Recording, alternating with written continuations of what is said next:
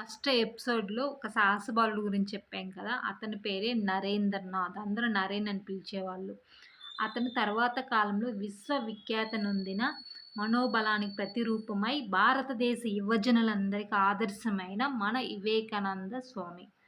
ఈయన జన్మదినమున మనము జనవరి 12వ తారీఖున యువజన దినోత్సవంగా జరుపుకుంటాం. నరేన్ తండ్రి శ్రీ విశ్వనాథ్ దత్త మంచి పేరున్న వకీల్. అతను కూడా ఎంతో చదువుకున్నాడు. అందరి గౌరవాన్ని పొందేవాడు. తల్లి భువనేశ్వరి దేవి రూపంలోనూ ప్రవర్తనలోనూ ఒక రాణి వలె ఉండేది.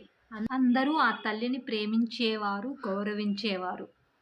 అయితే మన నరేన్ మాత్రం అల్లరి పిల్లవాడు. ఆ గడుసరిని పట్టుకోవడం పాపం ఆ తల్లికి చాలా కష్టమయ్యేది.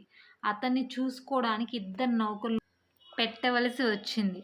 తనకి ఒక మంచి ఉపాయం అయితే వచ్చింది. ఆ ఉపాయం ఏమిటో మనం తెలుసుకోవాలనుకుంటే ఎపిసోడ్ కోసం మనం వెయిటింగ్ చేయాల్సింది.